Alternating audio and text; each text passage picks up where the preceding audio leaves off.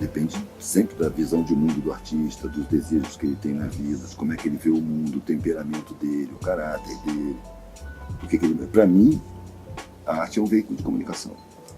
Eu uso como veículo de comunicação para dizer o que eu penso, o que eu sinto, o que eu vejo, para colocar para fora a minha inconformação com o modelo de sociedade desumano que a gente vive. Eu uso arte para isso, eu vejo arte ser usada para muita coisa.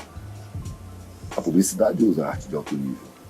O marketing usa arte, mas ali é arte para aprisionar, para acorrentar os desejos, para acorrentar as personalidades, para criar valores falsos.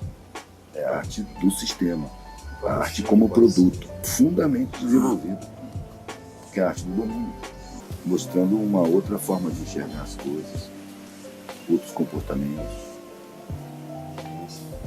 vivências, pessoas, lugares.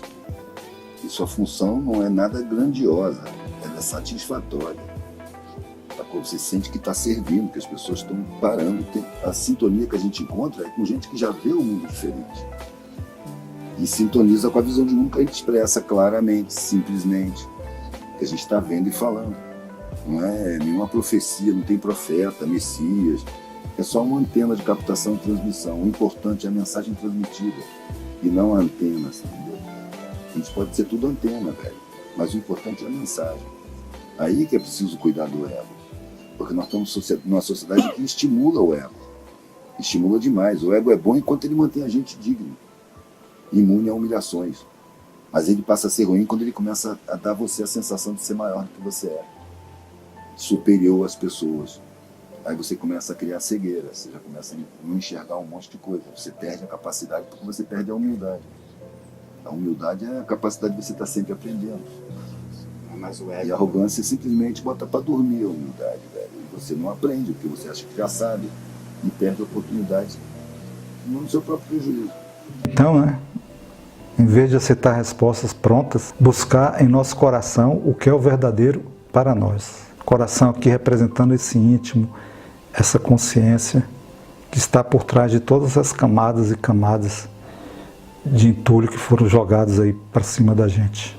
E fazendo isso, buscando o caminho para o nosso coração, para o nosso verdadeiro ser, é isso que pode fazer a pessoa que quer amadurecer, aquele que quer recuperar sua dignidade como indivíduo e sua liberdade. Isso pode começar colocando-se em contato com seu poder pessoal. E nós encontraremos esse poder no centro do nosso ser.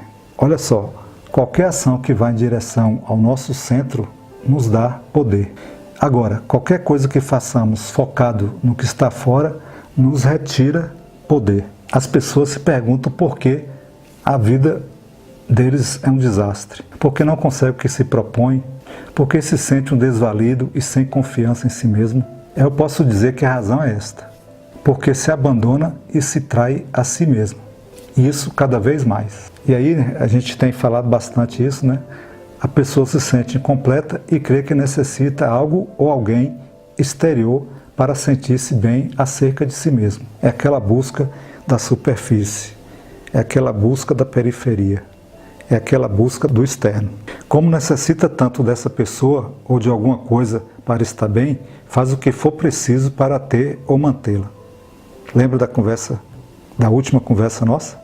E para isso não importa o que tem que fazer, humilhar-se, abandonar-se ou trair-se, mentir, enganar, roubar. E é claro que o que termina por se sentir pior, né? E aí ele cai num círculo vicioso. Quanto mais se afasta de si mesmo, mais necessita da aprovação de todos os outros. E por isso anda cedendo a todos. Será que nossa vida não tem sido um pouco assim, pessoal? Abrindo mão de nós mesmos, esperando sempre que os outros nos aprovem, que os outros digam que nós estamos bem, que a roupa que eu estou vestindo está legal, que o carro que eu comprei está bom, que a igreja que eu frequento é a certa, que o Deus que eu creio é o verdadeiro. Será que eu preciso de todo mundo dando opinião na minha vida?